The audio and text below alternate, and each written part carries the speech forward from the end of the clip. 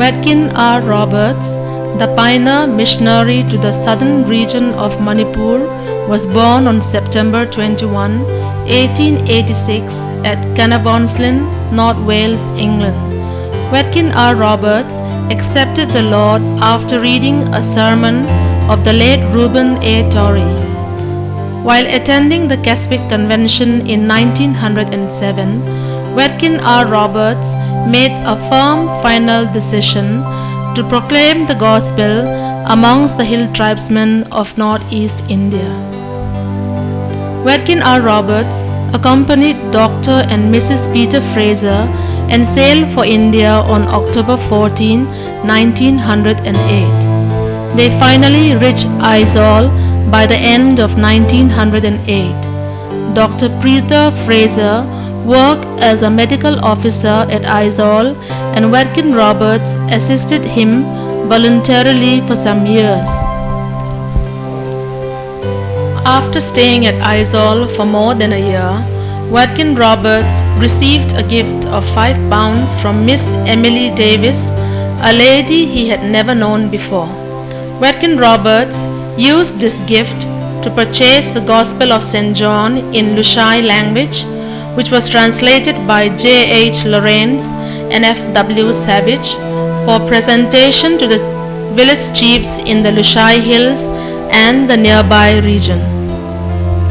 Kamkoloon, chief of Senwon village, the biggest Mar village, received a copy of St. John from Wedkin Roberts as a gift. After 3 months, Kamkoloon, chief of Senwon, sent 3 messengers with the same copy of the Gospel with an appeal written on the cover. "Sir, please come yourself and tell us about the book and your God. There are no one to teach us and our children. Could you kindly come and work with us?" Wedkin Roberts accepted this invitation as a Macedonian call and came to the Mar inhabited areas. Wedkin Roberts, along with Thangkai, Lungpao, and Trana, and other friends, left Aizawl on January 31, 1910. And after trekking through the jungle footpath for 6 days, they finally reached Senwon village on February 5, 1910. Wedkin Roberts preached about the love of God from John chapter 3 verse 16. Within a short period of time, Wedkin Roberts established a strong indigenous church in the southern region of Manipur. This great pioneer missionary went to be with the Lord on April 20, 1969 in Toronto, Canada. The church he had established continues to expand till today by the wonderful guidance of our Almighty God. The ministries and mission works of the ICI is mostly concentrated among the various tribal groups living in the diverse and multilingual region of Northeast India. The Independent Church of India consists of 11 presbyteries which are under the supervision and administrative control of the district superintendents. Senwon, which is about 235 kilometers south of the ICI headquarters Churachandpur, is the biggest village in the entire Tipaimuk area, which is inhabited by the Mar tribals. During the mid-19th century, Senwon was the main center of social and cultural activities of the Mar people. It is now the sub-headquarters of the Independent Church of India. The scenic Zaupui Hill used to be the venue of the winter festival, and the traditional dances would be performed by the villagers here. Zolung, which is a stone tablet, was the seat of the drummer who would lead the dances.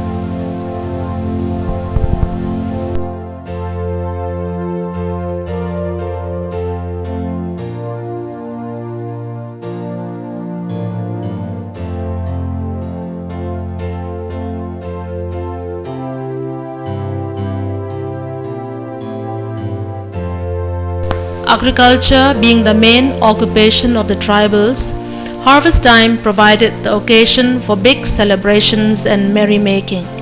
Sikpui dance was generally performed in the month of December after the Jum or shifting harvest. The big stone that you see was used for pounding rice in olden times.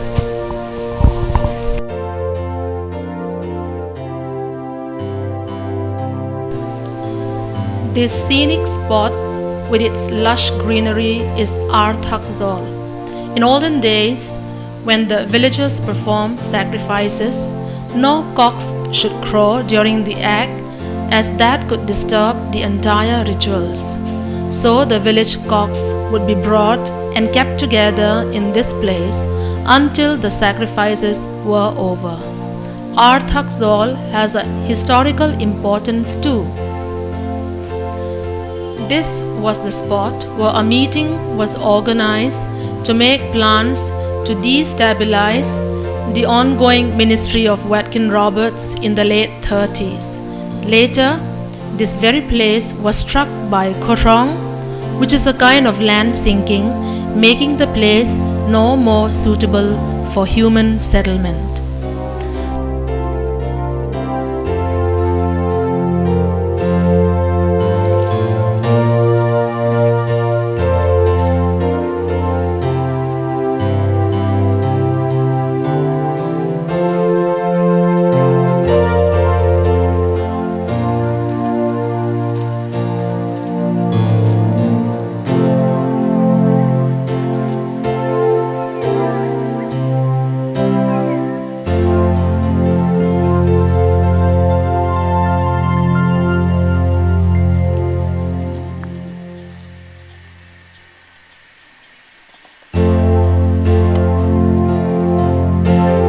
The Mar people are fond of creating memorial stone tablets.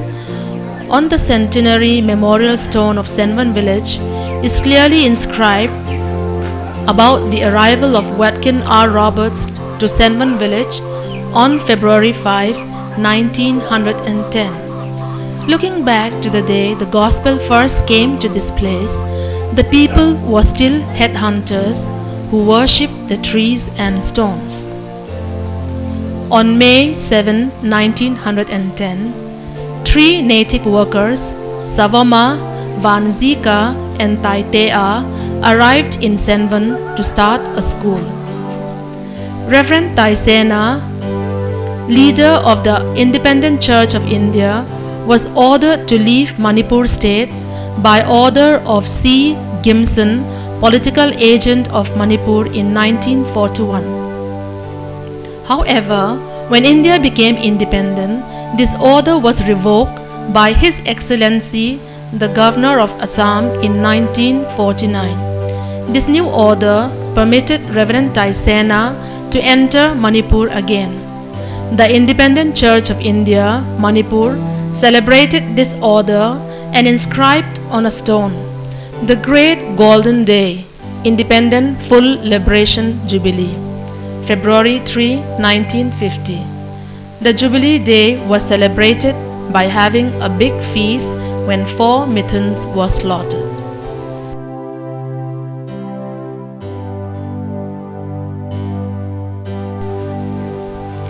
The next memorial stone was erected to commemorate the Gospel Golden Jubilee in 1960.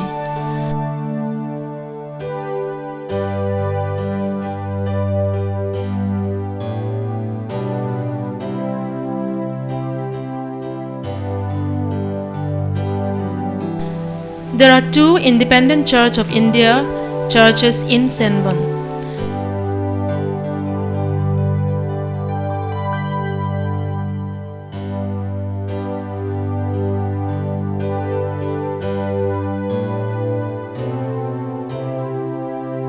The Robert Memorial Chapel, built in memory of the pioneer missionary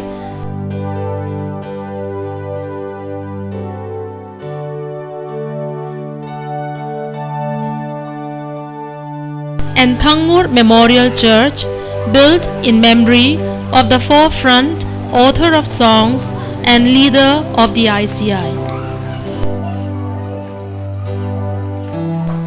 Reverend L. Remlin, the District Superintendent of Senvon Presbytery, in his office. An outdated cyclostyle machine is used as the office cannot afford to buy a computer and a printer. The incumbent list of the district superintendents. The church members work hard to construct a new office building for the district superintendent. Reverend L. Remlin, the DS, is not only concerned about the spiritual needs of his church people. He is a caring man who tends to the sick, as there are no doctors in the interior villages.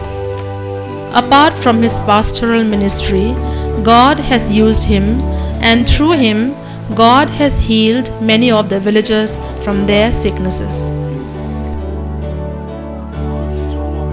These 3 big stones are ready-made fireplace called Lung Thu, meant for cooking.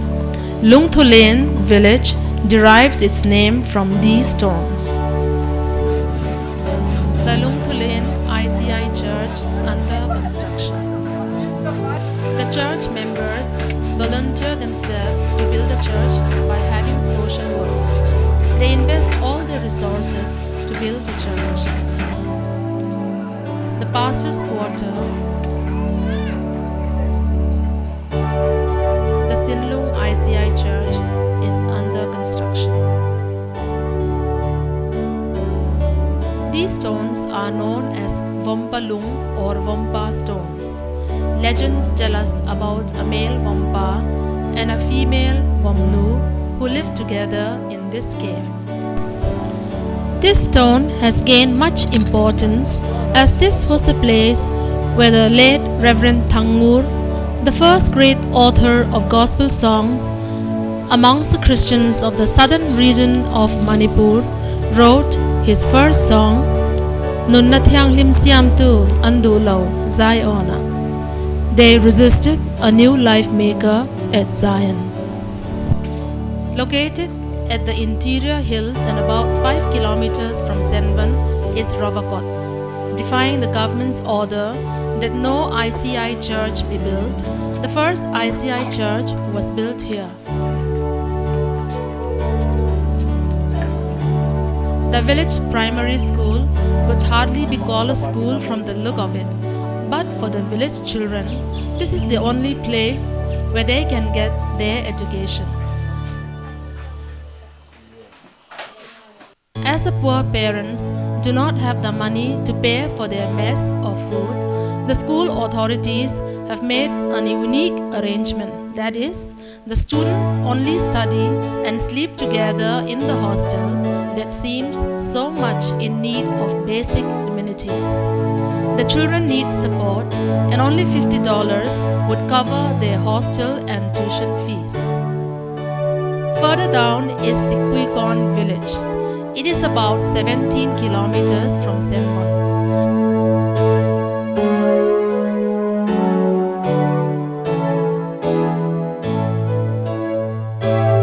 The tall trees that can be seen are teak trees that are being planted and maintained by the ICI Senvon Presbytery for future income generation. These teak trees can be easily transported through the Barak River for selling in the neighborhood mainland Assam.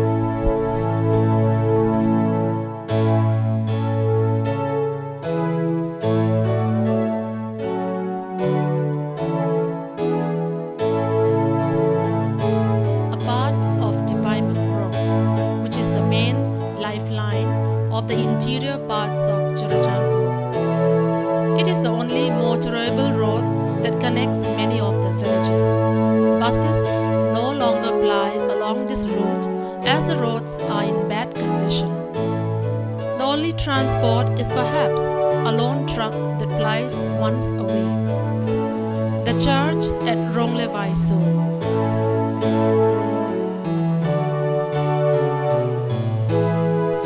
These men are sawing wood manually to earn their daily bread. There are no sawmills in the interior villages. Rongle Baiso is an important place as the two rivers, Barak and Tuivai, meet and flow as one towards Assam. The only means of water transport in this river are small boats and boats fitted with engines of rice mills, which can be very, very noisy. The government proposes to set up a dam here. Parbung village is the sub-divisional headquarters of the state. The first ICI conference was held here on March 23, 1935. The ICI has two churches, the Parbung South ICI Church, the Mission School, the pastor's quarter, and the kitchen of the house.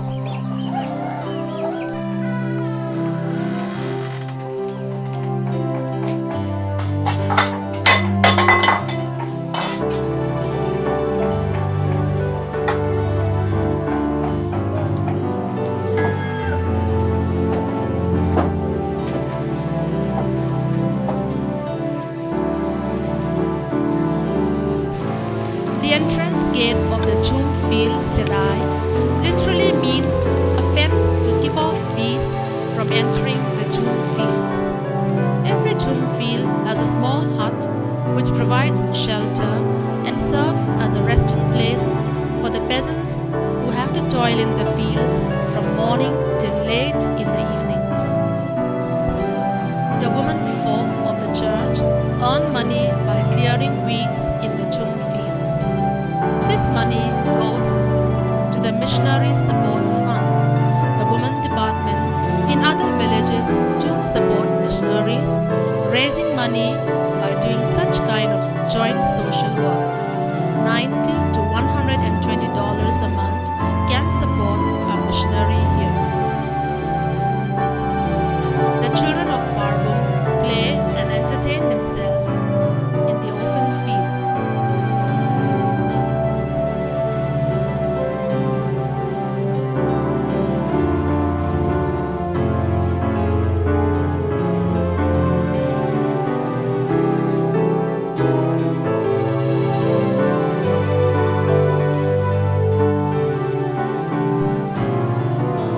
The ICI Church in North Parbung.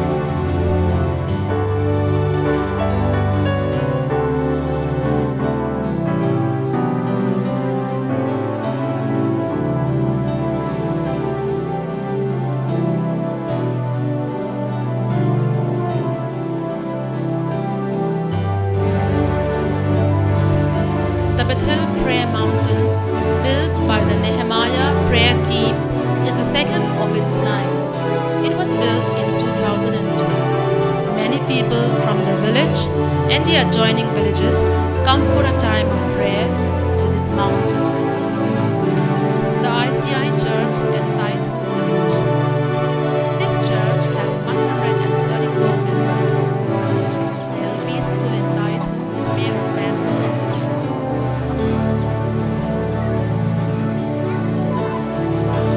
The big evergreen trees that can be seen is the orange farm which is maintained by the Senbon Presbytery. The oranges from here are sweet and tasty.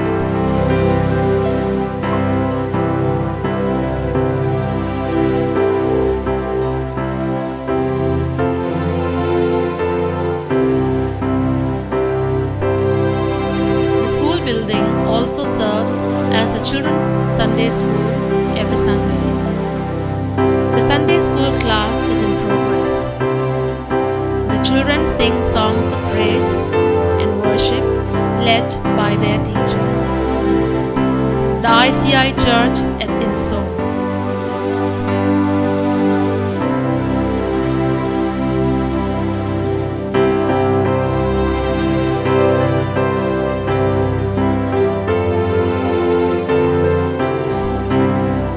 And here we can see the village primary school. Tinsok village was once the headquarters of the entire region for a short period. Further down, St. One Presbytery is Vangai Presbytery. Most of the villages of this region are surrounded by the beautiful Barak River, the lifeline of the people living around the entire Vangai range. Kharku Plain village is the gateway of the Vangai range, and one has to climb up the steep hills to get to this village. The ICI has a church and a school here too. The village children have no toys to play with. They play in the lap of nature, climbing trees and picking fruits.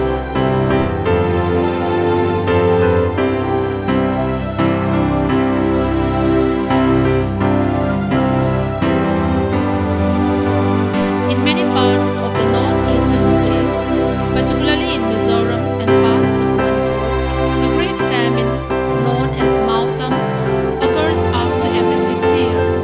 The last famine occurred in 1957 to 1960.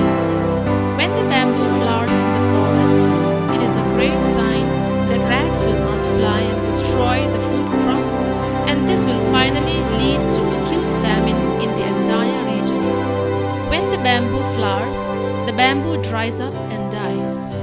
It is expected that another great famine in the region will occur in the year 2007 again, as these bamboos have already borne fruits and flowers.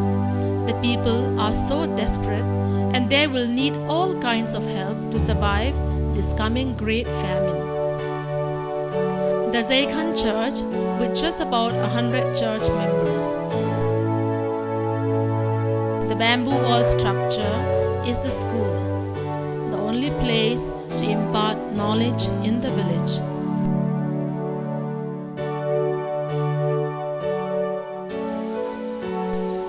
The Jum fields look beautiful when viewed from atop a hill.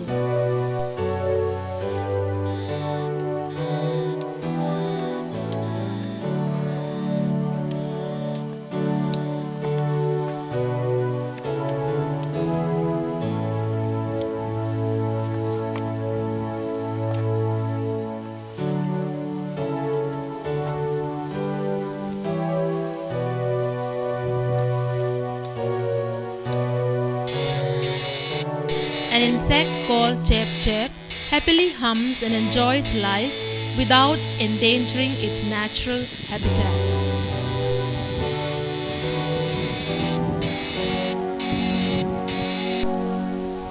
A typical hut in a paddy field.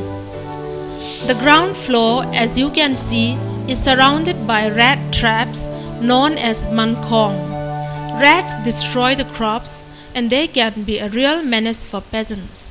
Without any insecticides and pesticides at their disposal, this is the only way to kill these enemies of the crops.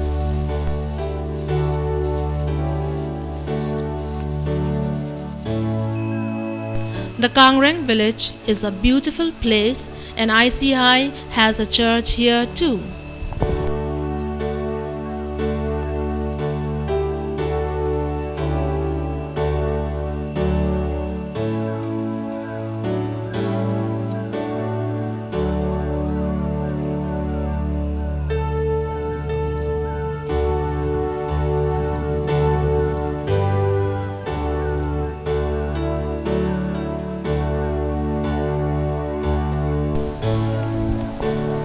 Thinkal ICI Church.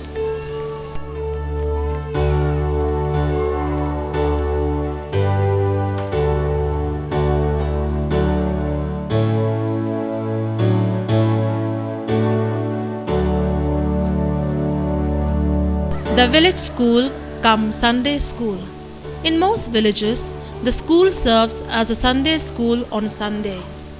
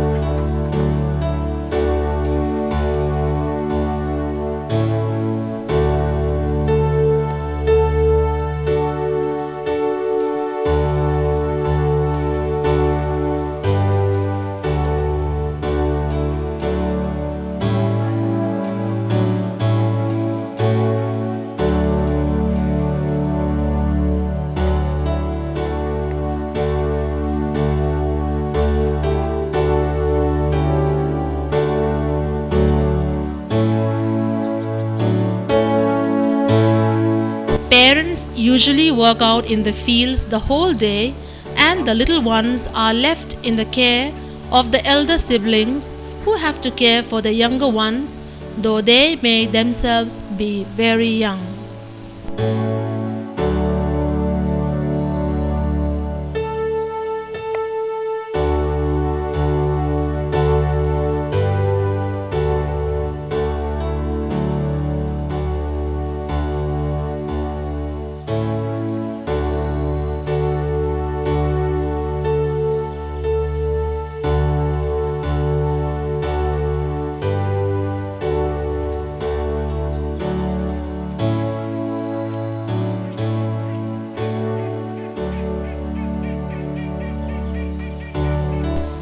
Ngampabong ICI Church.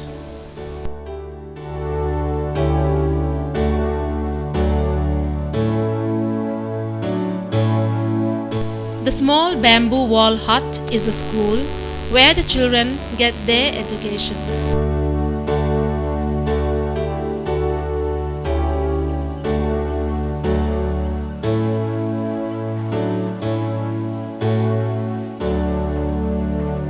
It's a far cry from the schools in the towns and cities of India. The barn is used for storing paddy given as tithes to the Lord by the farmers. In the interior villages, our pastors get their monthly salary not in cash but out of the paddy given as tithes. Songkong, a stone bowl from where the present Ngampabong village derived its name.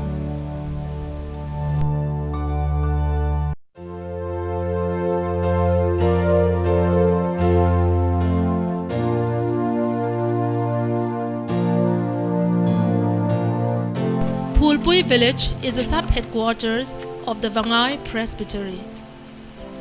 That's the church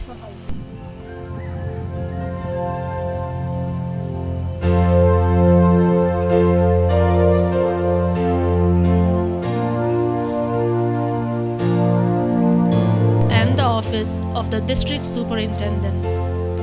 Then there's the office building. Reverend Lalming Thang, the DS, is a committed worker.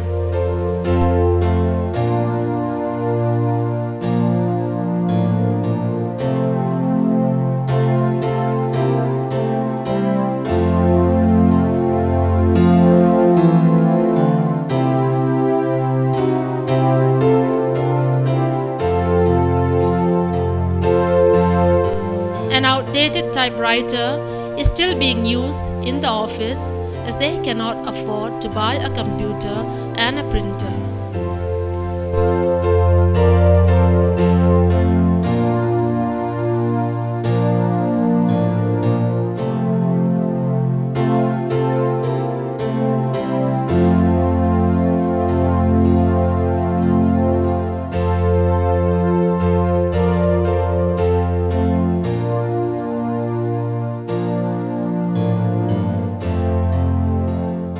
The list of the pastors and the present district superintendents.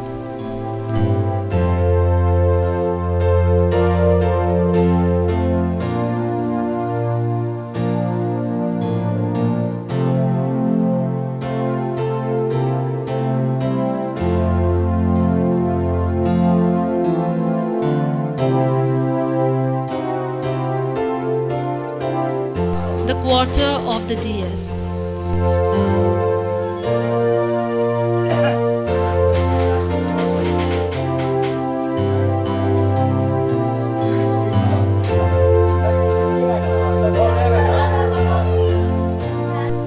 Standard English School and the young students at school who are the future leaders of the church.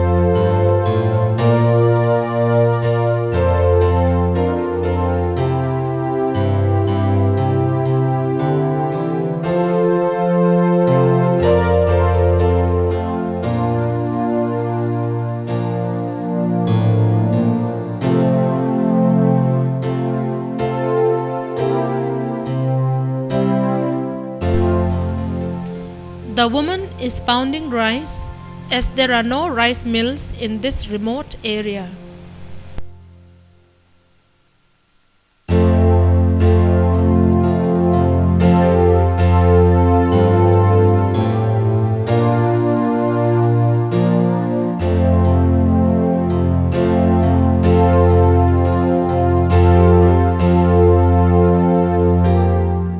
The village kitchen, the fireplace, fermented pork in a gourd container with which many tasty dishes can be prepared.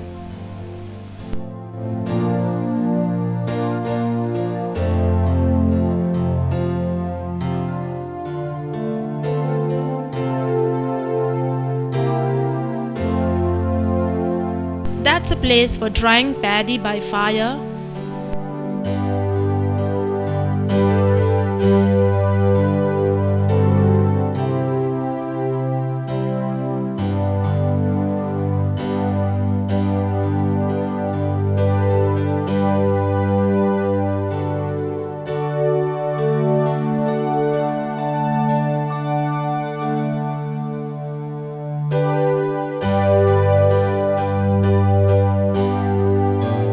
And a log designed to be used to feed pigs. This stone is erected in loving memory of the late Reverend Thangur, the field superintendent in the year 1943 and the most well-known author of gospel songs from the entire hill areas of northeast India. He was a man of prayer, and this cave, known as Thangur's Prayer Cave, was the place where he spent many of his fruitful years in prayer. From this cave, he viewed the distant Mar mountain ranges and he wrote his heart-touching song, Flower of Sharon, yet not full thy beauty, in these dark hills of Mar land.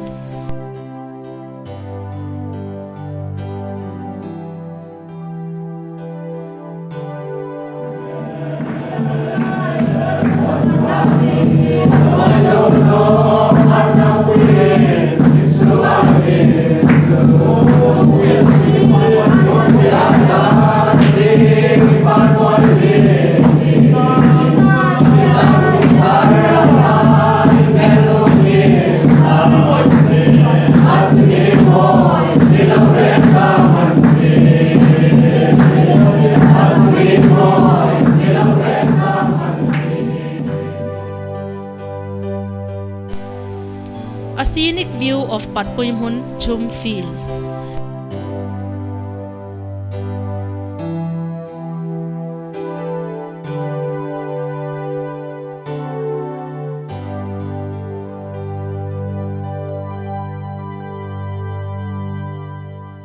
Rats are rampant in the fields here too, That's a rat trap made out of bamboo.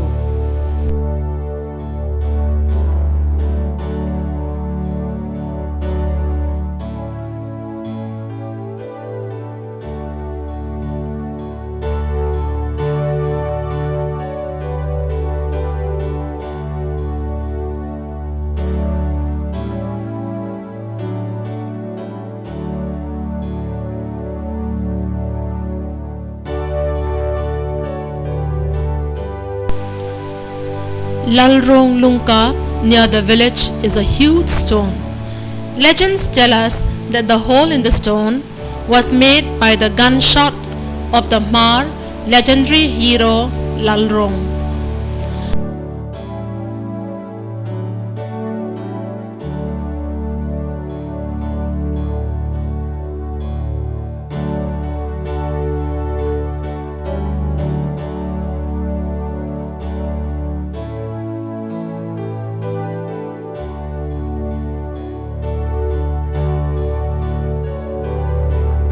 The ICI Church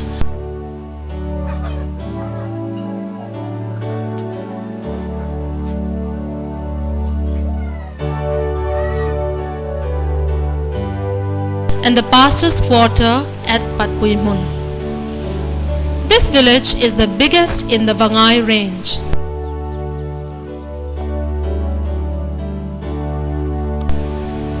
To the west of Manipur lies Jiribam and is the sub-headquarters for the ICI.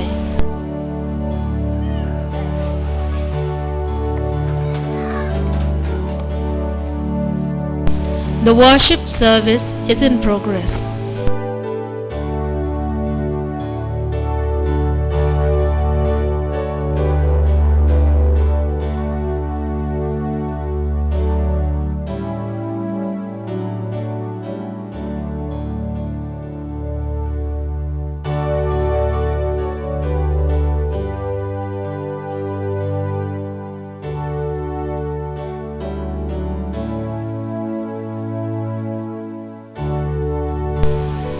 Reverend Lalnei Khum Sungte is the district superintendent of this area.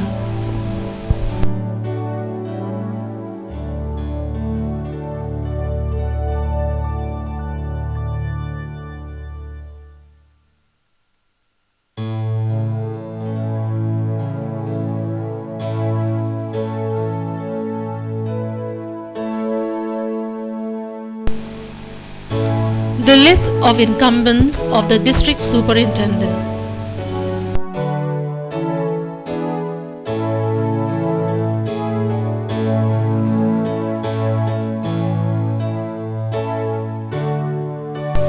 This small little bamboo wall hut is the Jiribam Presbytery Women Mission Hotel. The women department runs this restaurant daily on a rotation basis, and out of the profit earned, the women department has been supporting a missionary till today.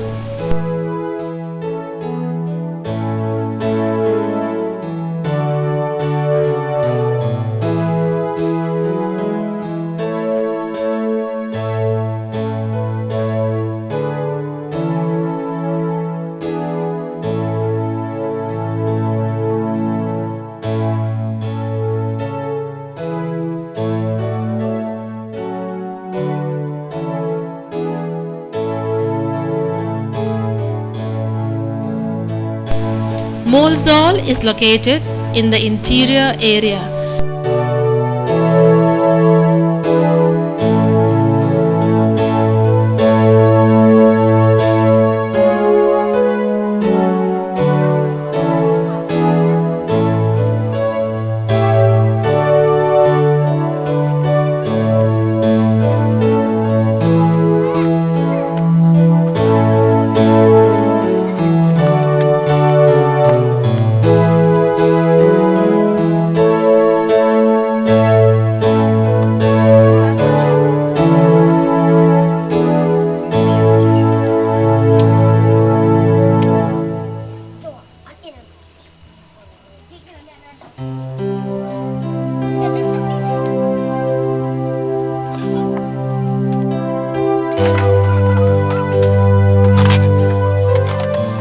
cradle is made out of bamboo.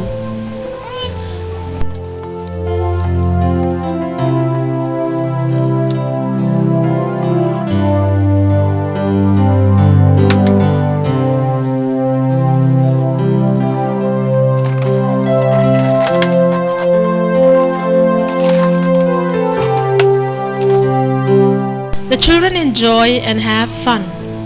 They, of course, go to school too, but without books, as they cannot afford to buy it. Sister, come on, help me. Building of the temple of the Lord.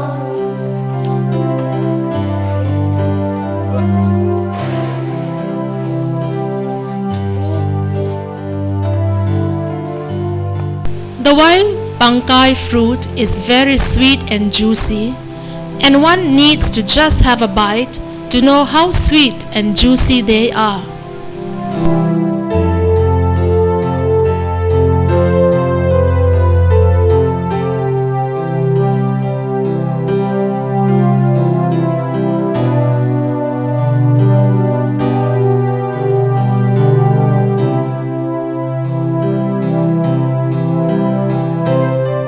The sandalwood plantation, though not a very large area, is hoped to be a source of income in the next 7 to 8 years.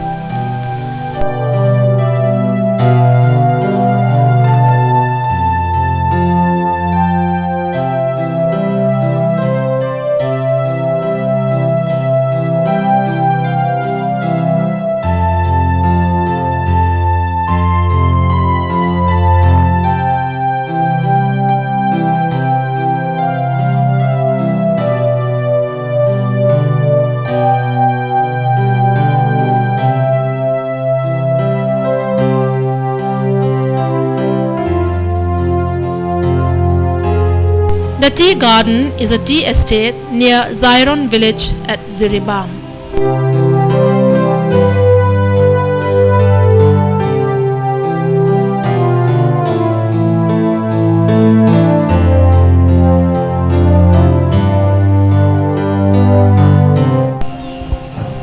The ICI Church at Zion village.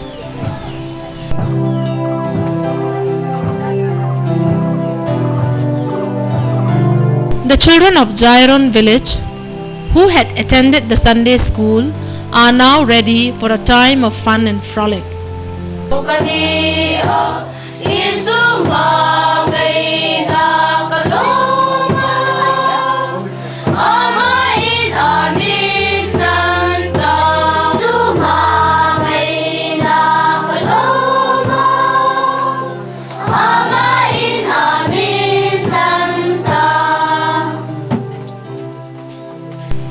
The sandalwood plantation, which is managed by the Juribam Presbytery.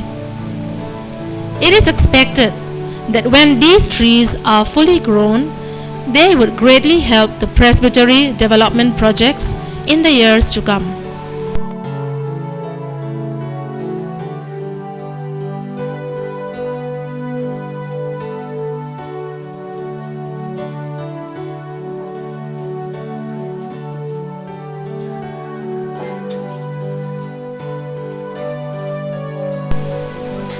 This is the final dressing of the tree.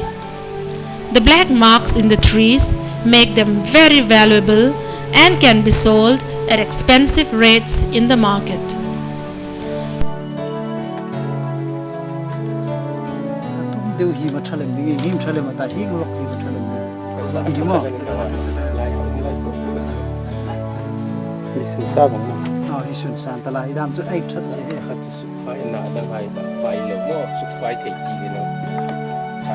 The young people of the church often organize social works by clearing the jungle of trees and weeds for jhum cultivation.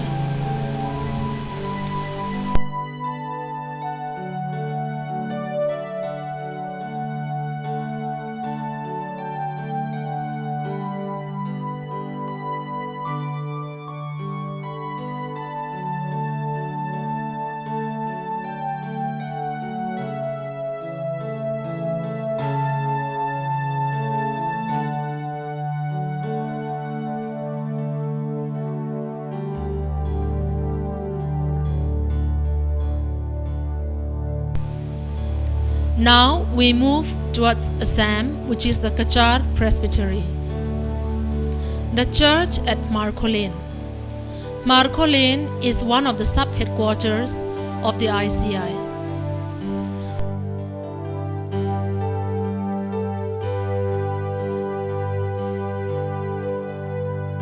The house under construction will house the children's Sunday school.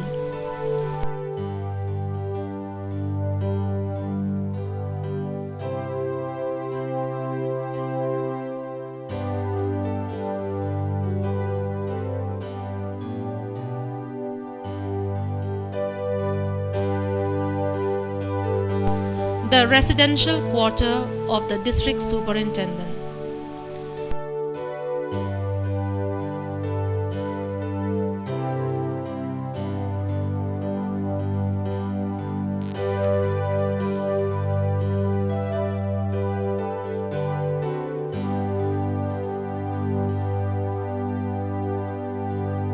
The interior of the office.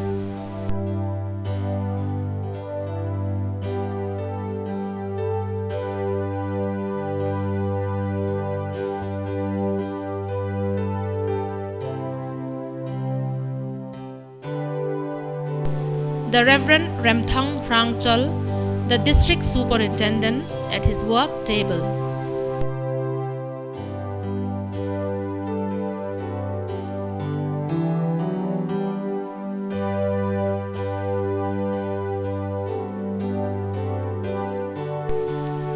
As in most far-flung areas, an outdated typewriter and a hand-operated cyclostyle is used for typing and printing official matters.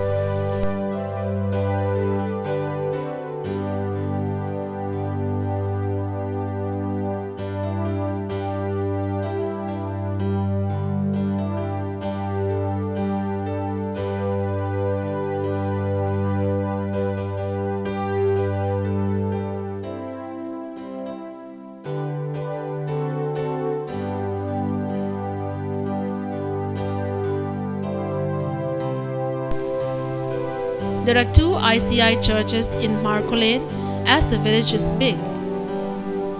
The church in West Marco Lane.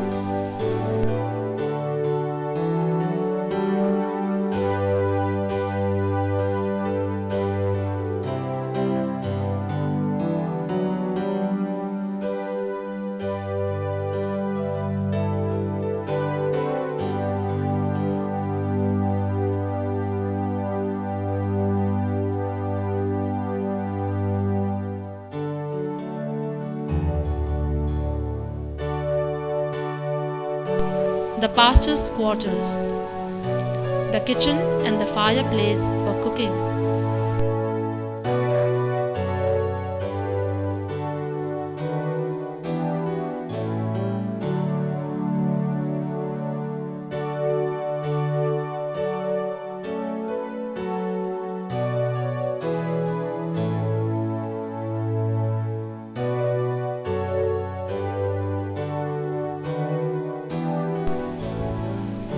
Reverend Thang Ler, born in 1886, was one of the first pastors who served the Lord with all his heart. He is the author of a good number of songs. He wrote about the love of God and about the birth and death of Christ. His songs continue to touch the hearts of many.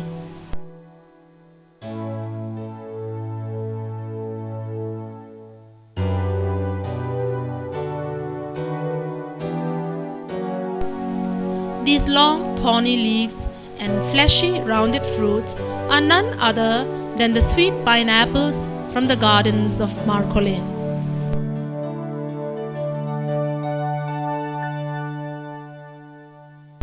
Growing and selling of pineapples is the main agricultural occupation of the people in this area. Men and women are seen here plucking pineapples from the garden. They carry them with baskets and sell them at the market as there is no factory nearby.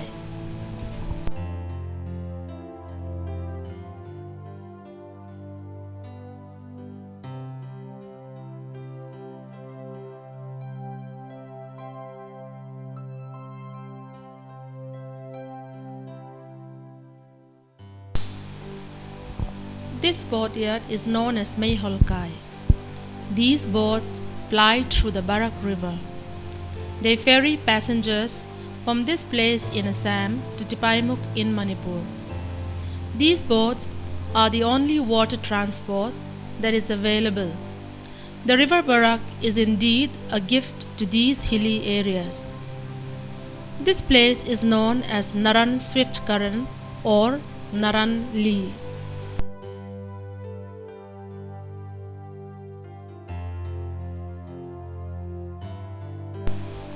The house on the hilltop is Jirimuk Forest Gate, where all the forest produce leaving Manipur state are checked and taxes are collected here by the government.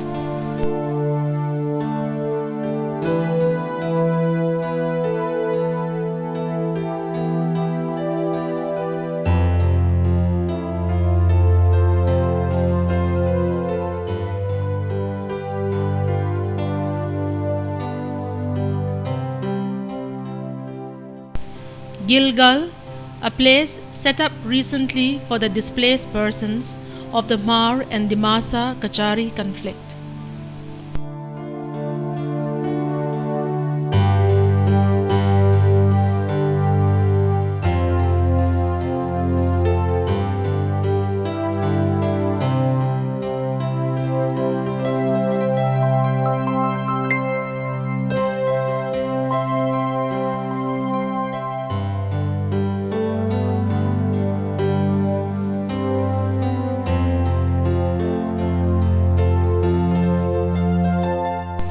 Tuisolen village is situated on the banks of the Barak River. Many of the villagers are members of the ICI Church.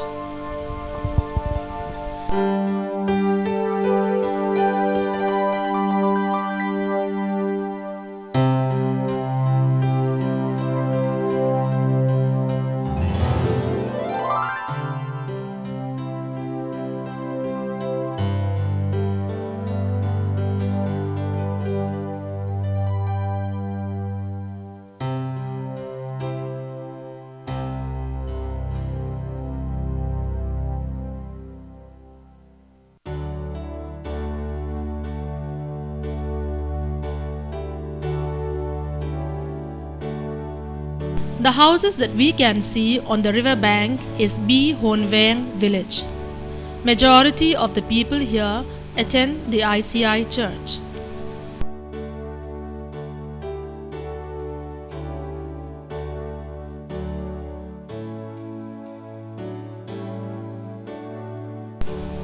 Bekaraso village has many active members and the villagers here are very poor.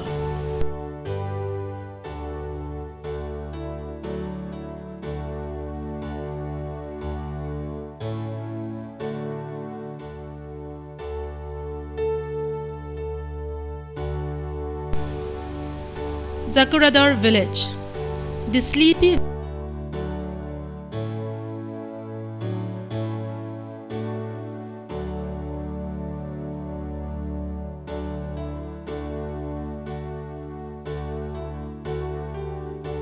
one of the first leaders of the church unfortunately passed away due to cholera fever.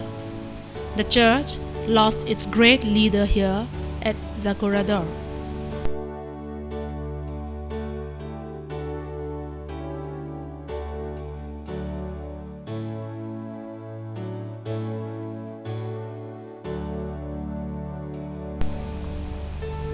The Barak River again, the only means of transport.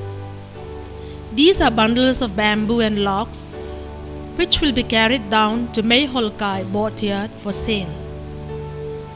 On the right side of the Barak River is the state of Assam. The dark blue ranges are known as Khobon Hill. In olden times, the forefathers of the Mar people believed that the Khobon Hill was the abode of the spirits.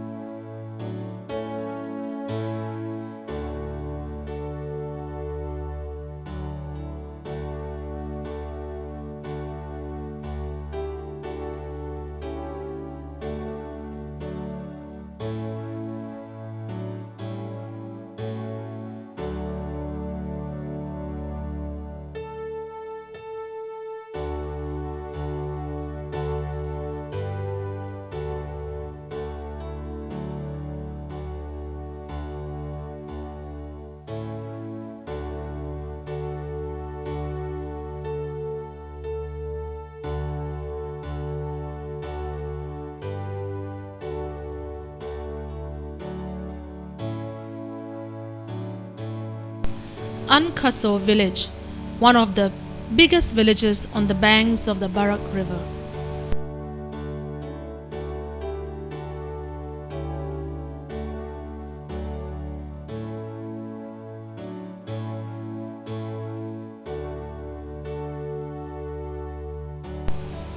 The ICI Church at Ankaso.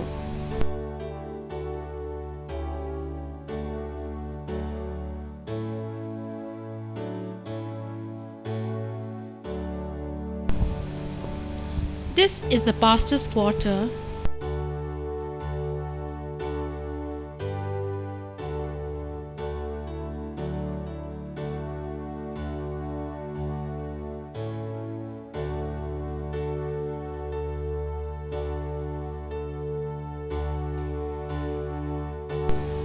And this young man is Pastor L.K. Thanga, who pastors the church with 130 members.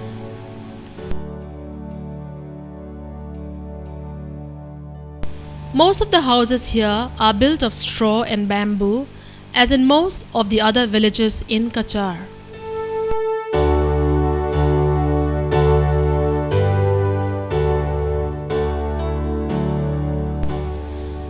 The roadside restaurant is owned and managed by the Women Department of Ankaso ICI. The money that they get from here is used to support a missionary. Bamboo is used instead of nails for building houses in the interior villages. Elder Neymang making bamboo strings. Kangbor ICI Church.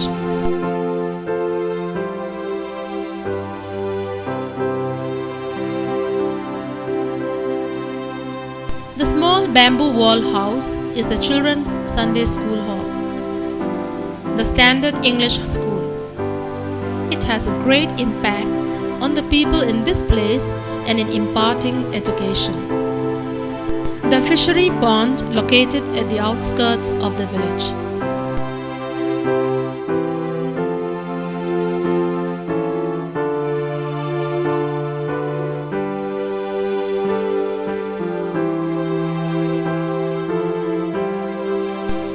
These big evergreen trees are rubber trees. The rubber plantation is maintained by the Jiribam Presbytery.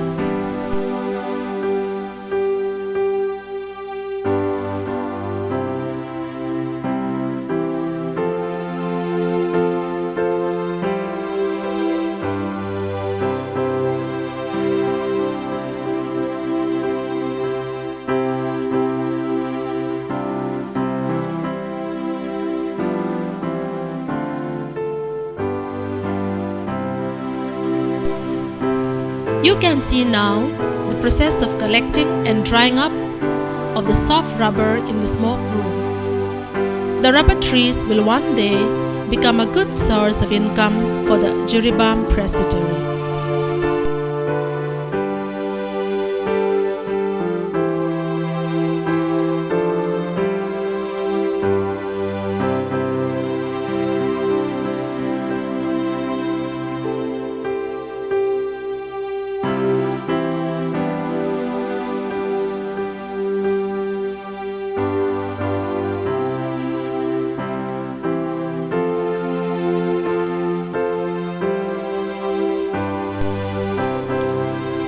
We move now to Mizoram, the neighboring state of Manipur.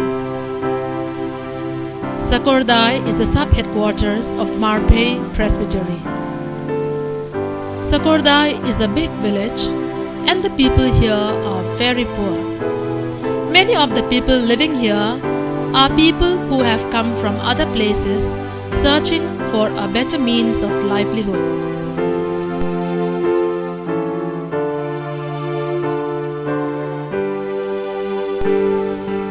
The church at Sakordai.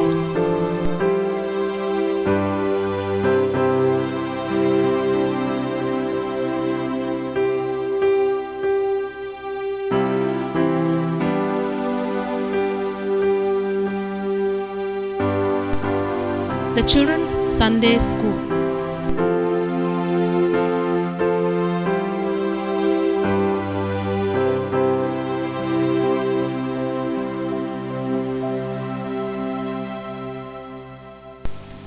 the district superintendent's quarter that serves as his office as well.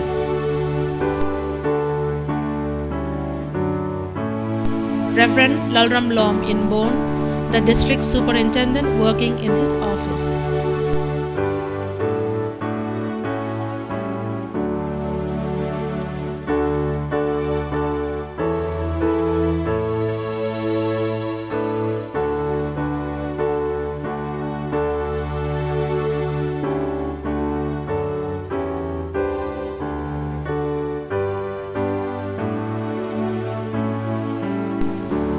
The office assistant again, with an outdated typewriter and a hand-operated cyclostyle machine.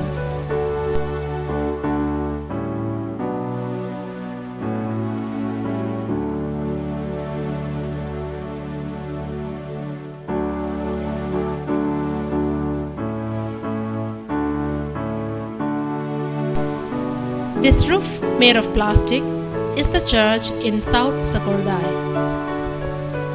As mentioned earlier, the people are poor and cannot afford to purchase even aluminum sheets for the roof.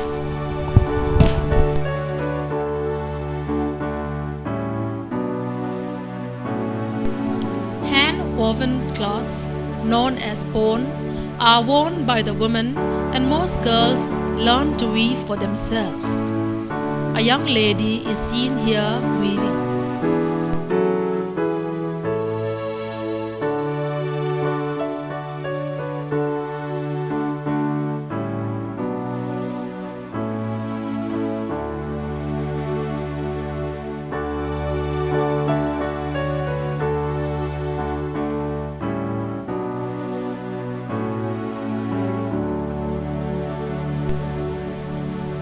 The Sinlung Hill Development Council office at Sakordai. It is the political headquarters of the Mar people in Mizoram. A view of Ratu village.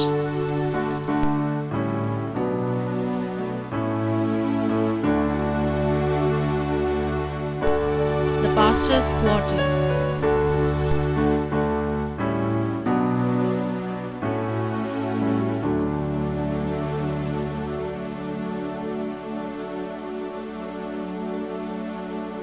In the interior parts, in most villages, there is scarcity of water. Rainwater is stored in this water tank. In this way, people who can afford the tank store water. This white wall structure is the ICI church at Ratu.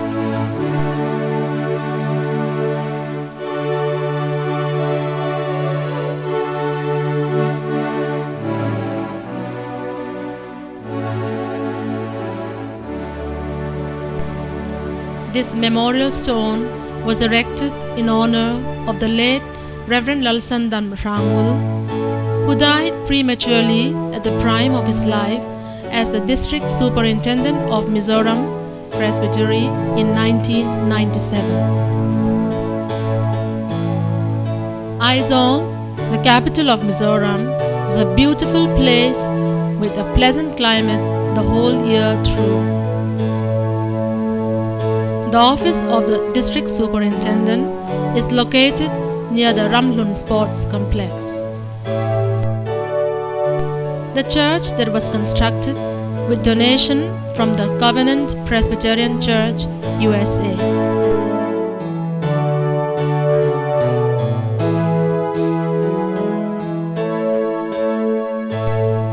This aluminium wall house is the place where the children have their Sunday school and study about the Word of God.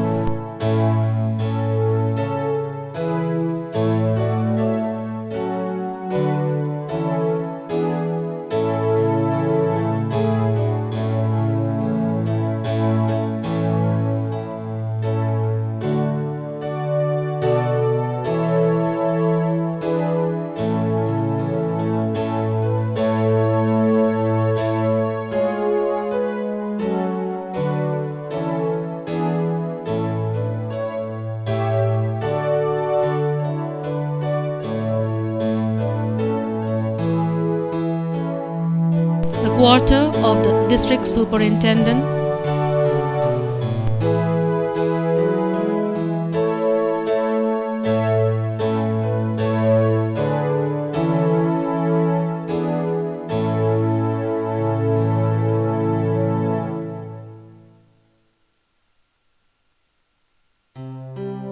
The nameplate contains the list of the incumbents of the DS and pastors, and the site for the proposed office. The quarter of the presbytery clerk.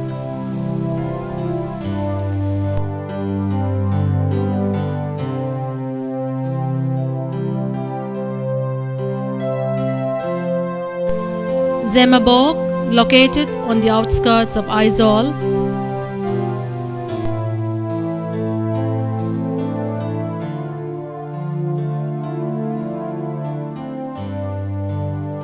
The ICI does not have a church yet, and so have their church service in a rented place.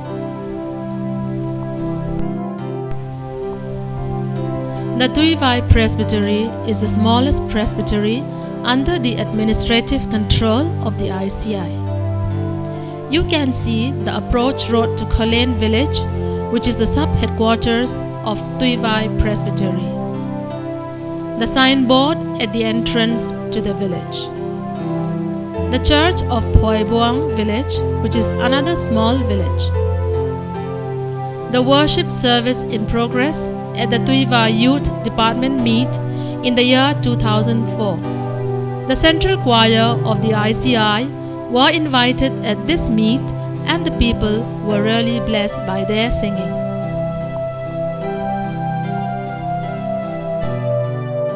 NC Hills is in the state of Assam. It is one of the most advanced districts under the administrative unit of the ICI. A railway line connects this place to Guwahati. From the town view center, one can see Lower Haflong town.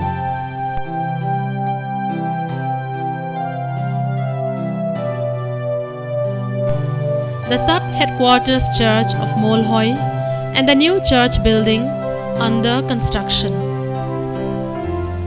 The church members invest all their resources in building this church. They need your prayer and support so that they will be able to complete the construction with God's help. The Reverend L. Remsang Varte at his office.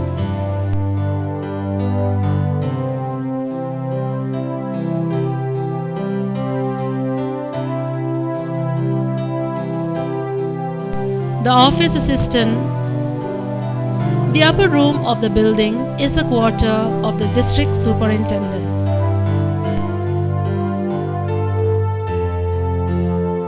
Nazareth Model High School, which is one of the best high schools in Haflong town.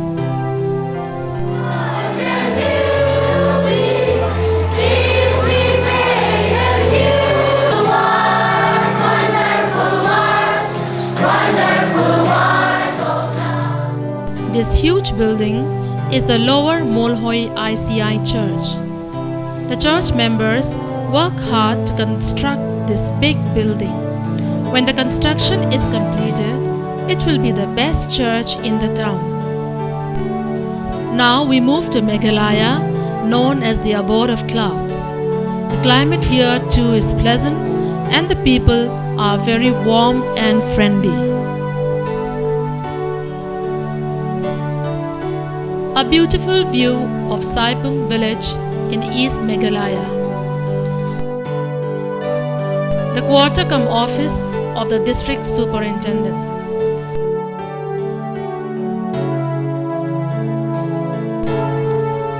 Reverend Lalngil Lautrek, the district superintendent who works till day.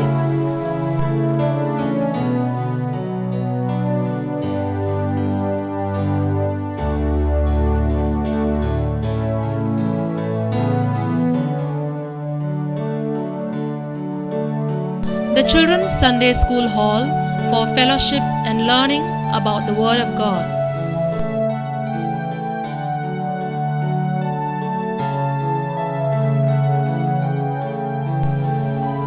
Saipung ICI Church under construction.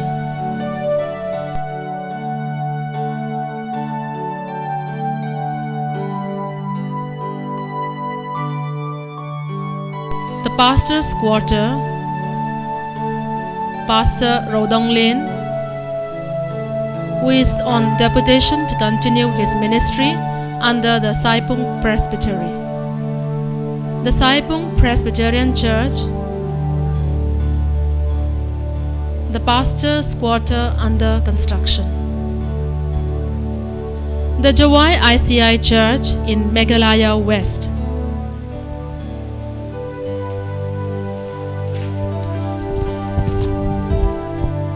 The ground floor would serve as the pastor's quarter.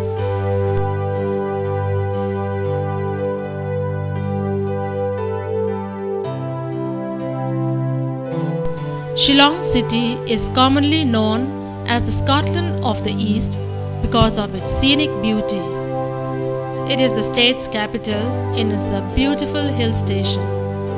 It's truly a tourist delight.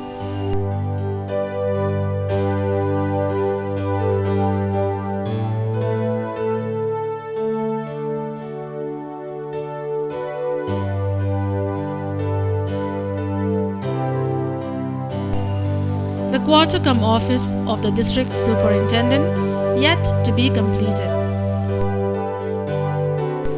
Reverend Banlalro Zaute, the district superintendent.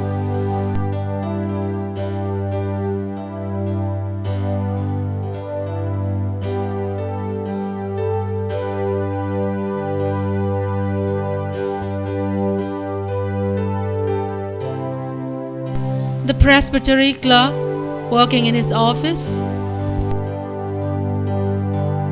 The children's Sunday school singing songs of praise and worship.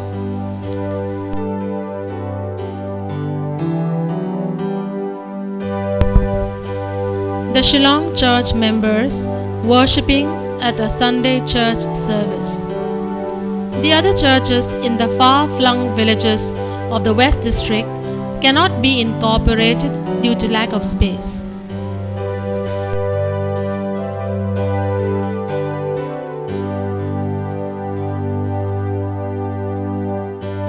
Now we move back to Manipur.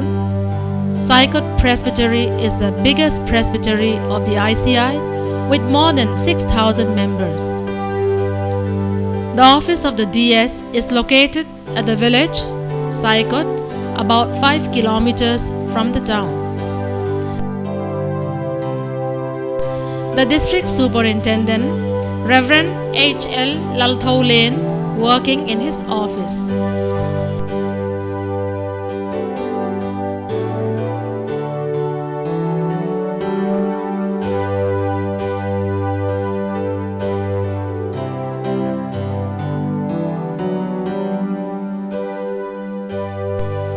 The presbytery finance collector diligently counting the tithes submitted by the local churches.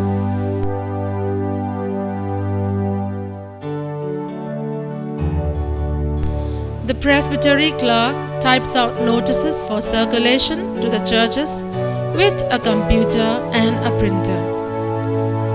The office peon on duty.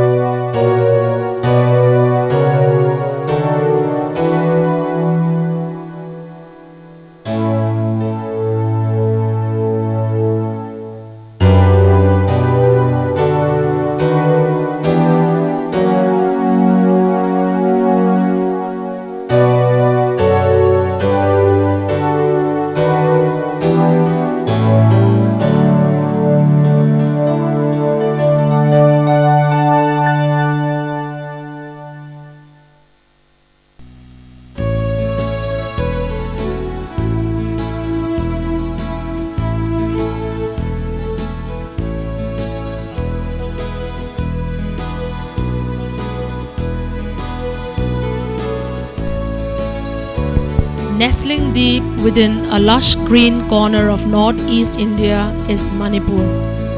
An oval-shaped virgin valley surrounded by blue-green hills and rich in art and tradition, Manipur has inspired many poets and writers. The people group covered by our mission is a dominant community, the Meitei Hindus and the Meitei Muslims. Work started here in the year 1955 with just one missionary. At present, the ICI sends out 17 missionaries in this field. There are two other ICI churches in this state capital. Reverend B.L. Sandam, the Field Superintendent of Manipur Field. The new quarter cum office, which was inaugurated recently by the chairman of the mission board.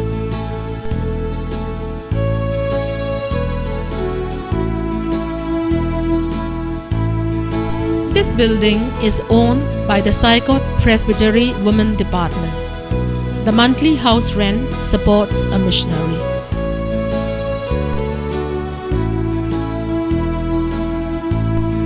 Tripura in northeast India is almost completely surrounded by Bangladesh. It is a land of hills, valleys, lakes and rivers. The people are mostly tribals. 80.5% of the population are Hindus and Christians make up a mere 1.68%. Mission work started in the year 1975 and at present the ICI has 20 missionaries working among the tribals. The Tripura Mission Field Sub-Headquarters cum Field Superintendent's Quarter at Kisong. The Sub-Headquarters, Kisong ICI Church.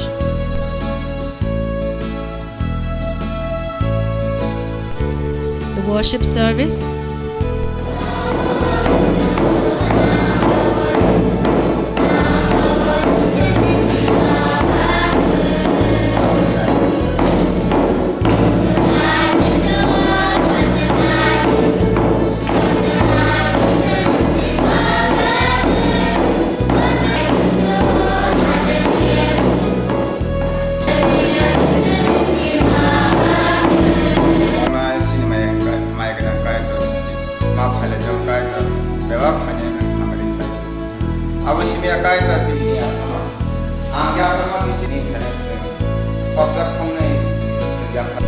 The structure shown here is the extension for the school, which is under construction.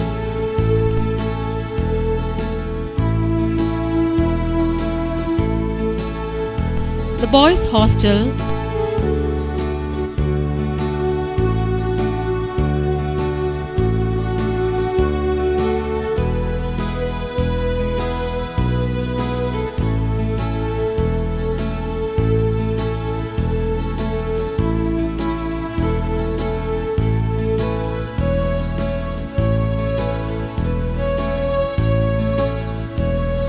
and the hostel kitchen. The school is closed for the summer break and the students are on a holiday. The school water supply.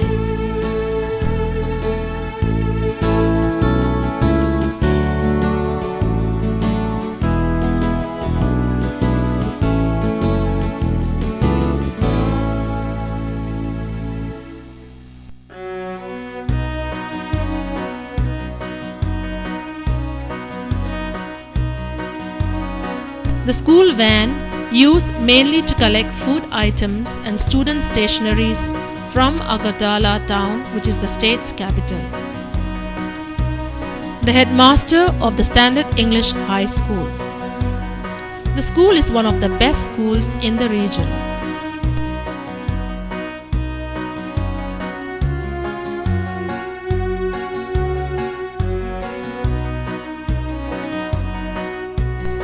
Hodrai village, a station of the mission field.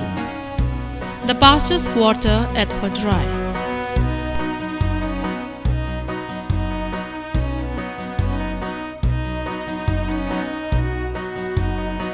The workers of this mission field had a retreat, and our missionaries were greatly blessed.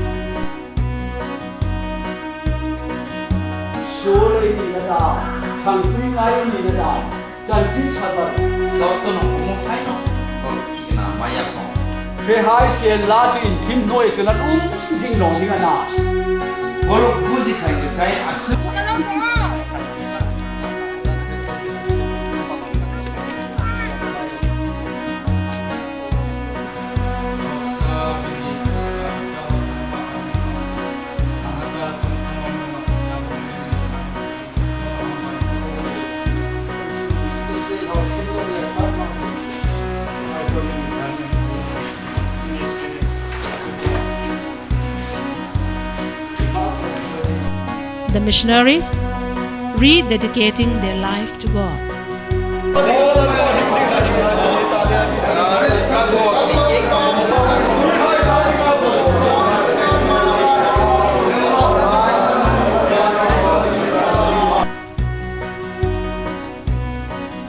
North Tripura and Karimganj field. This mission field covers some parts of Tripura and some parts of Assam. The people of this area are the Charai, Holam, Riang, Tripuri, Debarman, Jamatia, etc. Literacy rate is very low and they are economically very backward.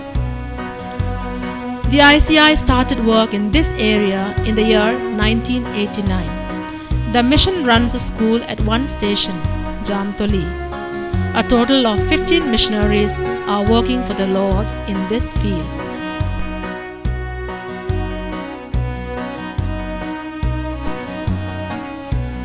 The sub-headquarters of North Tripura and Karimganj field NTK is Zarolain village. The field superintendent's quarter cum office.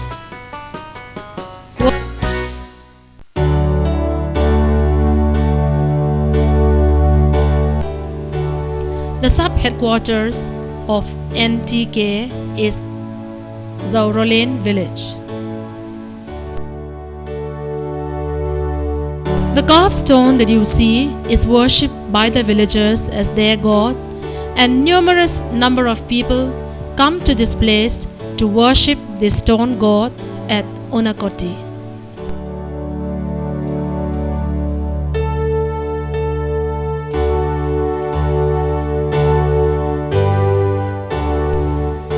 The road that leads to Zamtoli village.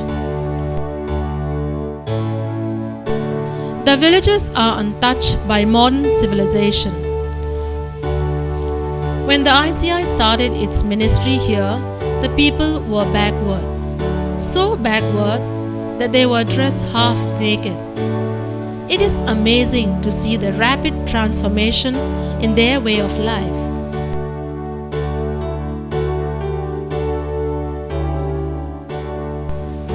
A part of the worship service at Zamtoli. The Charai tribals enter the church barefoot as a sign of respect to God. Elder Paisok Lane interpreting the message. You can see the Zamtoli school students singing songs of praise and worshipping God. The pastor's quarter at Zamtoli.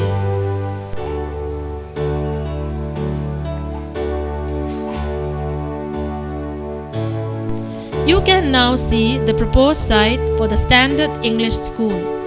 The school will be constructed with the financial support of the Covenant Presbyterian Church, USA. Raw cotton being dried in the sun. A barn for storing paddy. Young children taking a bath. An old couple from the Charai tribe. An old man making bamboo strings normally used as a substitute for nails. A man enjoying tobacco from a tobacco pipe.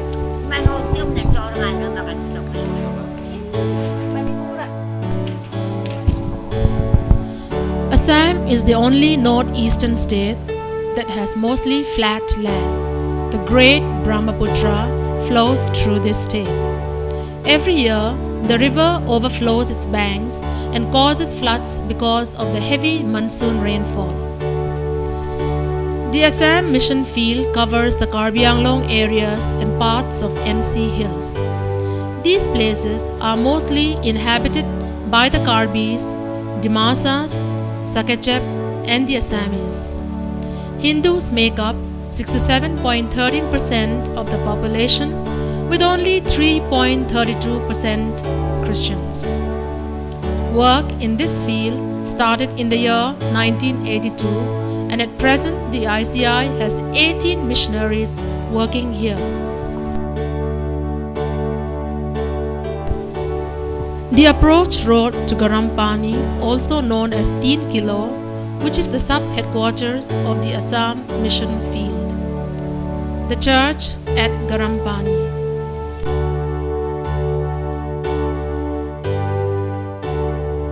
The field superintendent's quarter.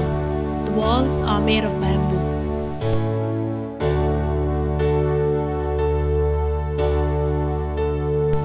These are the missionary quarters made of bamboo too.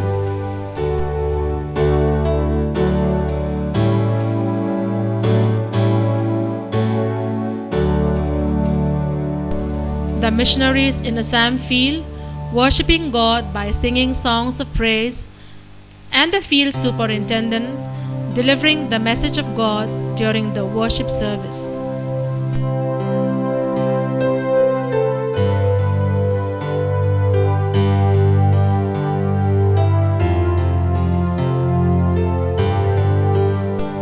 Carmel English School at Garampani.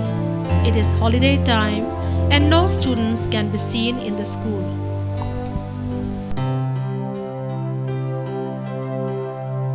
The headmistress and her husband, both missionaries for a good number of years. The students' hostel and the kitchen.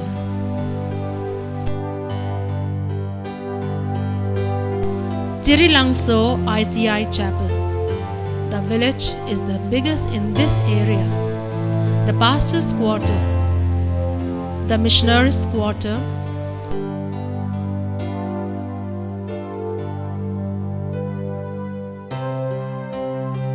the primary school,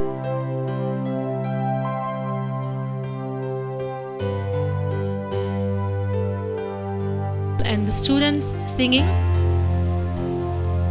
the mission field, Assam mission field needs prayer and support. Arunachal Pradesh, the land of the rising sun, lies at the easternmost corner of India. The state is mostly hills except for a few strips of flat land near the Assam border. The winters here are very cold with heavy snow on the mountains. Christians make up only 10.29%. Many of the tribals here, like the Adi and Nish, still worship the sun and moon here. The 4 missionaries here need our prayer very much so that God will open the eyes of these non-believers. Balukpong town, which is the main gateway of Arunachal Pradesh. The field in charge stays in a rented house as the mission cannot construct a quarter yet.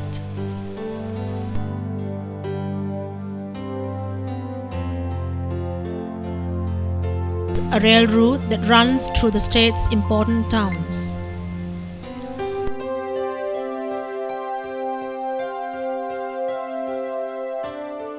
Reverend R.C. Barte, the field in charge of the ICI at Tipi with 50 members.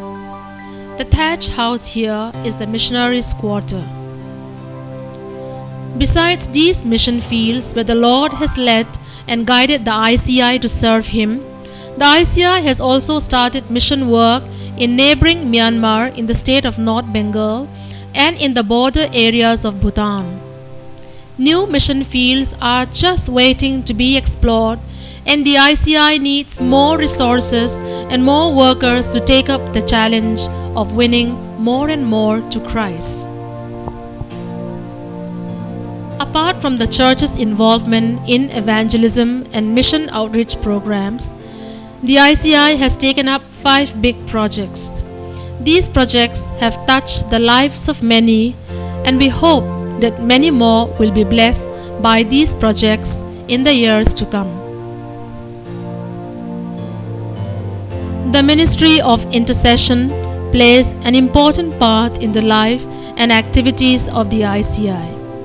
Within the church, a prayer team was formed which came to be known as Nehemiah Prayer Team during the 80s. The Peniel Prayer Hall was inaugurated on May 11, 1993, and the first prayer cabin on August 21, 1990. There are now 42 prayer cabins altogether. Camps and retreats are conducted here by different denominations and different communities.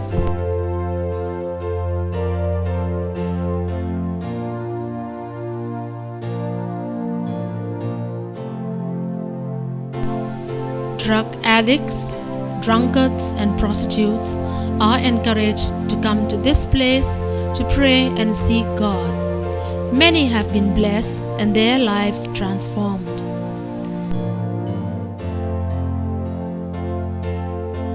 The prayer hall and cabins are always packed with people.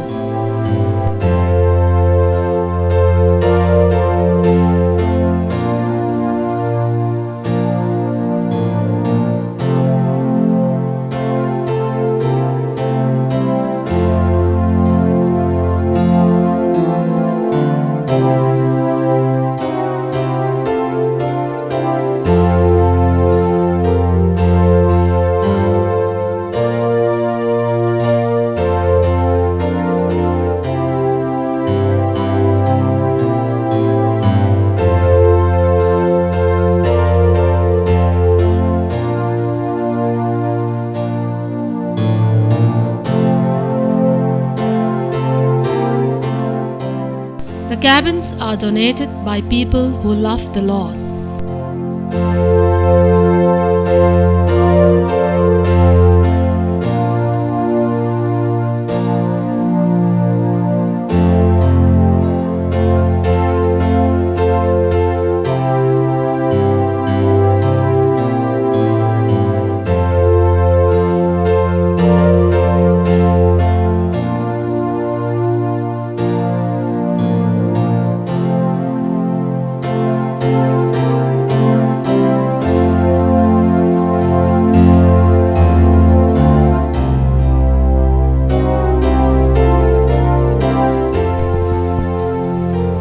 The Bethesda Social Service Center was established in 1995 at Mahibalpur Extension, New Delhi.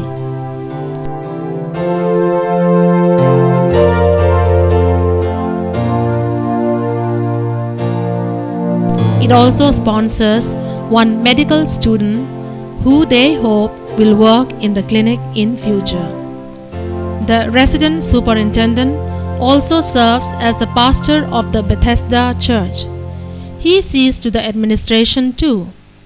Regular Sunday morning services are held in different languages, that is, Mar, English, and Nepali. In the medical clinic, free treatment is given to poor people, and even medicines are given to patients free of cost. The center hopes to develop this clinic into a big one with better facilities. It also hopes to set up a girls' hostel for tribal students from the northeast of India who come to Delhi to study or work. The Molvaipai Rural Health and Research Center caters to the health of the rural and the poor populace of this part of the country. The center offers General Nursing Midwifery course, which is a 3-year course, and 153 students are undergoing training at the center. This is indeed one effective way of reaching the unreached people, since half of the students are non-believers. the Bethesda School of Nursing Hostel building.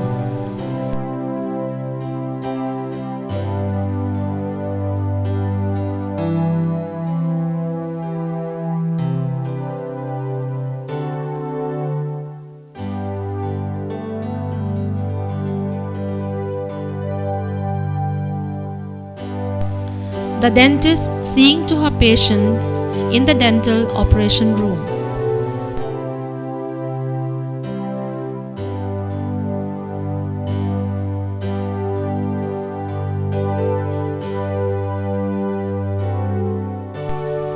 The eye surgeon performs cataract operation free of cost to needy people.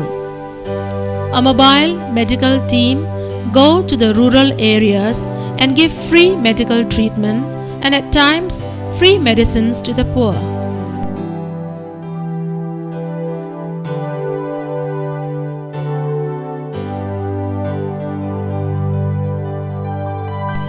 Reverend S.K. Songate, Executive Director cum Secretary of the Center.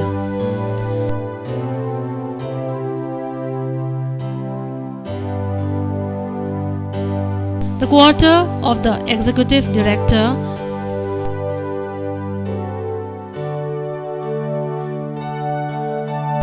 and the tutor's quarters.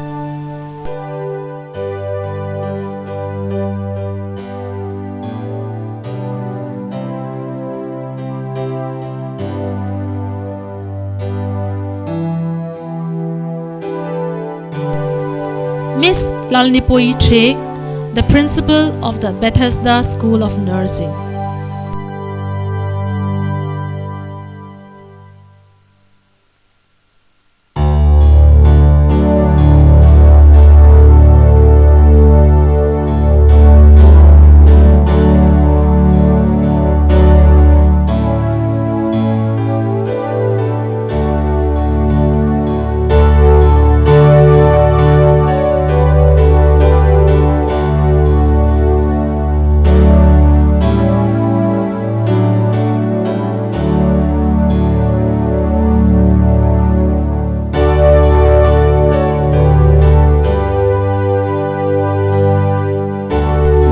Society works to develop and uplift the economic and social status of the rural woman. It has initiated various awareness training for women in the rural areas. It sanctions loans to small-time business women in need of help and has also initiated various income-generating activities by giving agricultural input supply in terms of seeds, pesticides, and fertilizers to the poor sections of society. The society is ready to meet the challenges for the upliftment and improvement of the rural woman. Miss Mary Beth Sanate, the Chief Functionary,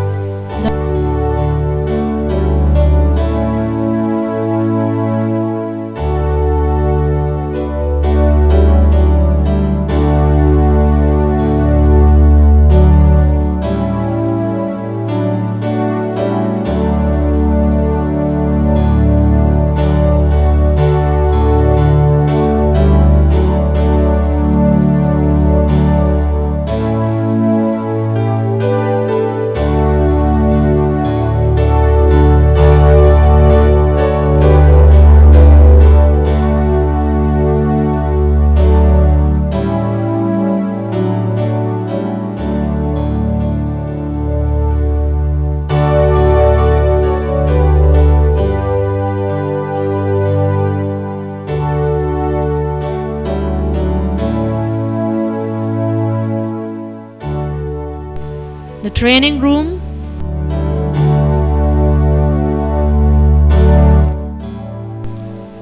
the vehicle used to travel to remote areas,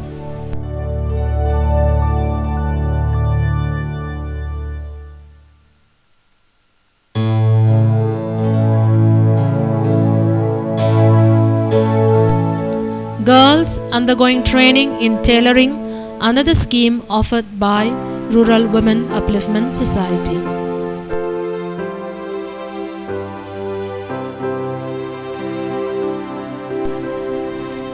The Silmat Bible College, set up in 1980, aims to impart proper teaching on evangelical faith and doctrine. It is an interdenominational and evangelical theological institution. The college has produced many outstanding graduates who serve the Lord in different capacities in the church as pastors, evangelists, missionaries, etc. The college offers up to Bachelor of Theology degree. The college has many needy students who are sponsored by many different groups. Any individual, team or group members or church can easily support a student with $50 a month. The principal of the college,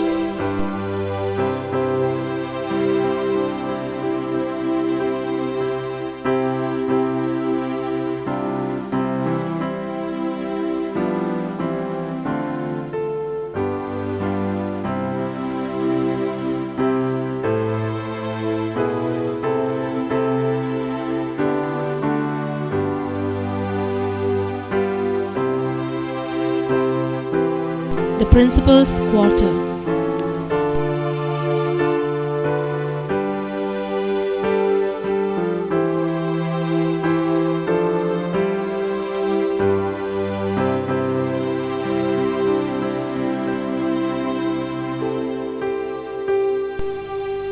The college chapel.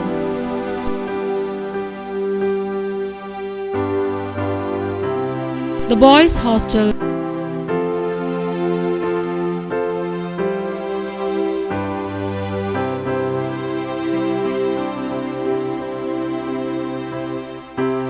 And the girls' dormitory.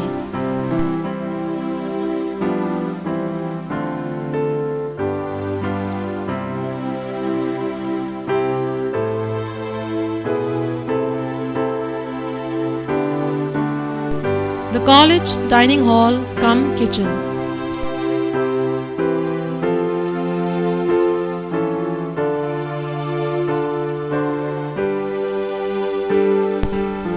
The college library is in need of books in order to meet the pressing demands of the college. Any new edition or used theological books is the need of the hour. The college needs support and prayer.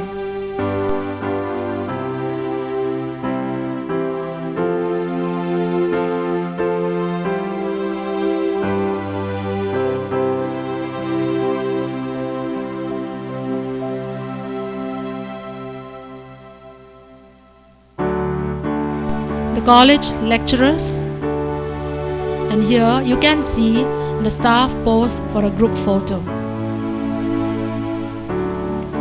The ICI house is the office of the executive secretary, the other secretaries and the other staff members.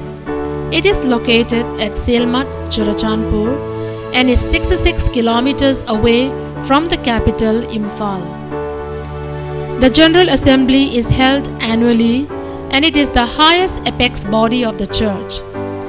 The Assembly appoints a moderator and an Assembly secretary. The Executive Council is headed by the Executive Secretary, assisted by a team of 3 secretaries.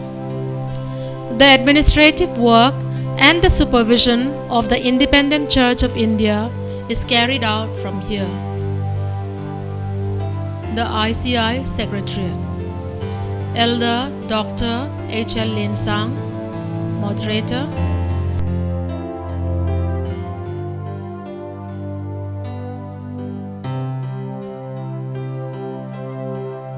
Reverend D. Rolmul, Vice Moderator.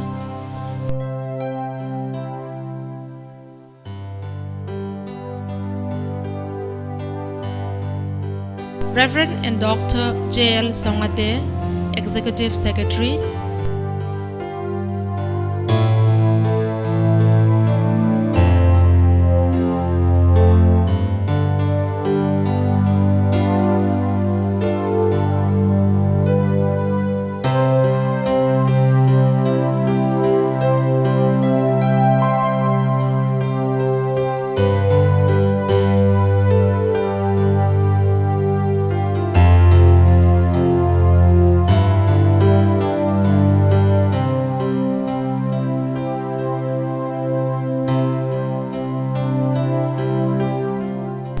Reverend Rosum Sinate, Secretary Finance.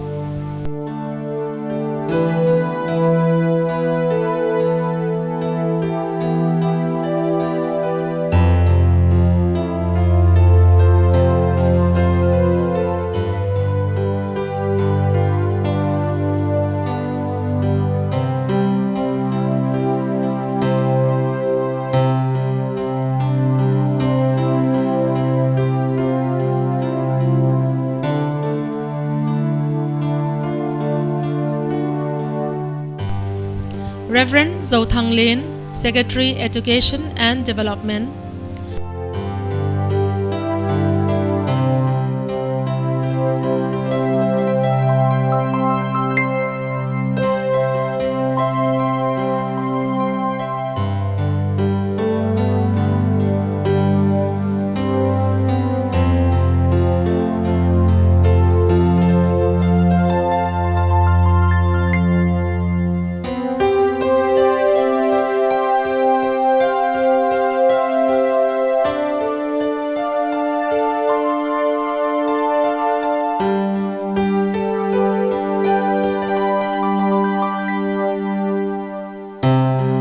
Reverend L. Thanzam, Secretary Evangelism.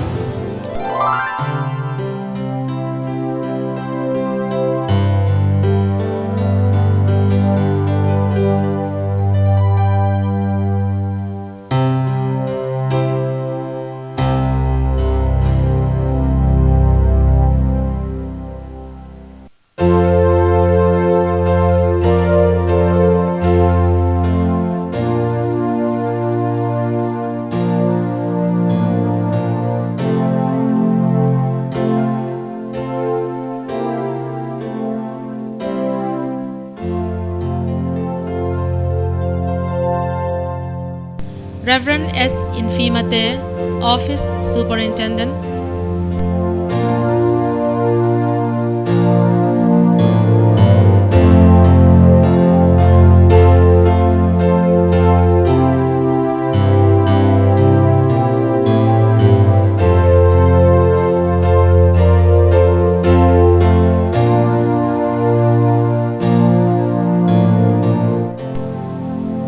The leaders of the ICI, a time to share and plan together.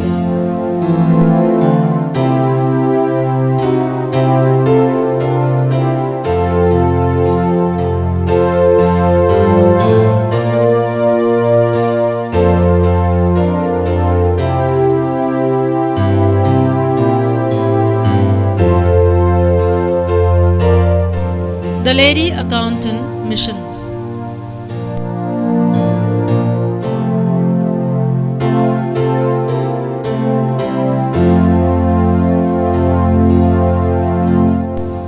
The accounts of the general fund is handled by this gentleman.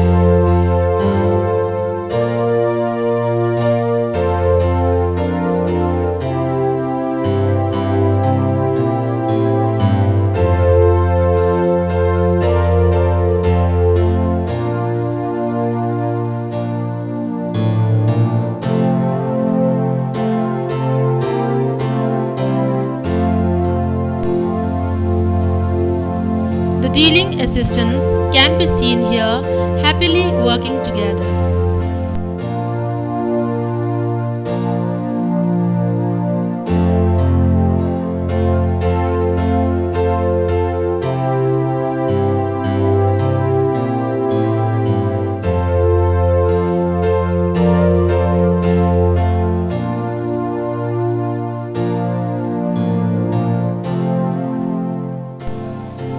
Mr.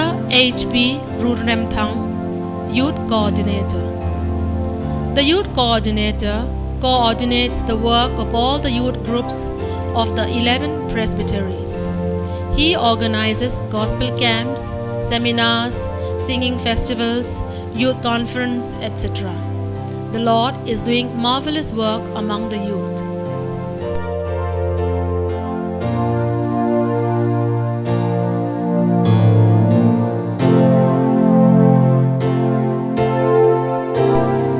Mr. Bonglin Kung, the music promoter. He initiates and organizes training in music for the youth. The young people are encouraged to learn to read music.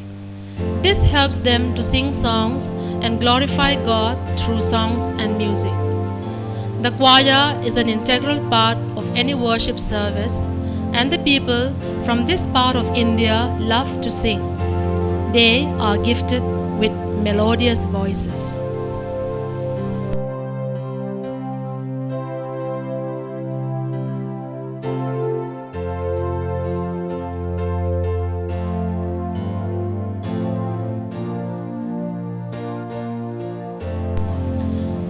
Jonathan Infimate, mission promoter.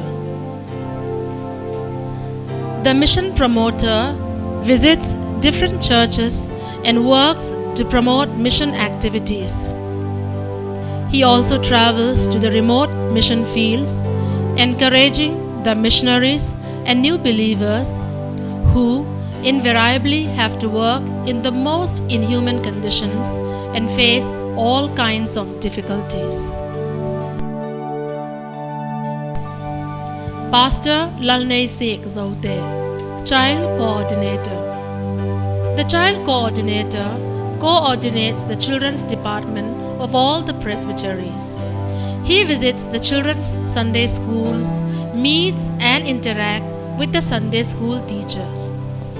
All the churches in the villages have children's Sunday school. Besides their Bible lessons, the children learn catechism in their respective classes. Reverend Ngamlal Chol, Associate Evangelist at Large.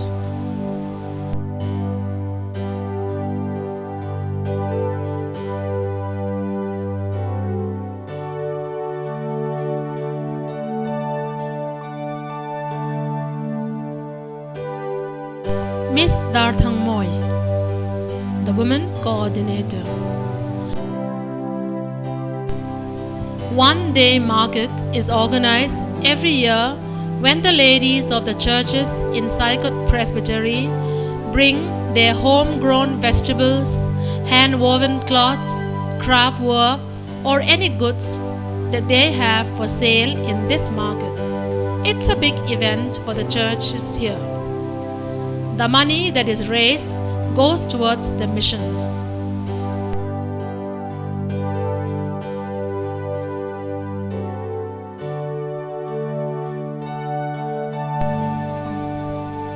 The vehicle of the ICI and the driver, Mr. Thanglin Sel.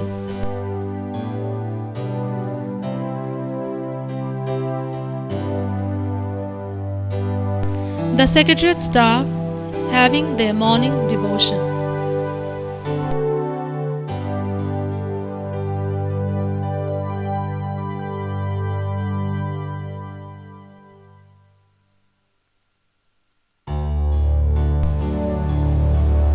A 10-year project is the Gospel Centenary Building Project.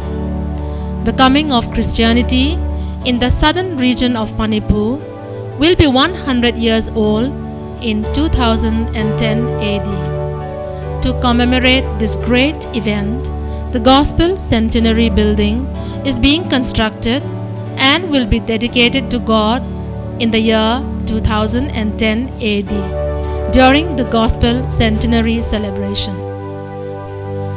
This is the biggest project of the ICI, and everyone is invited to participate and pray for the ongoing construction and completion of this centenary building.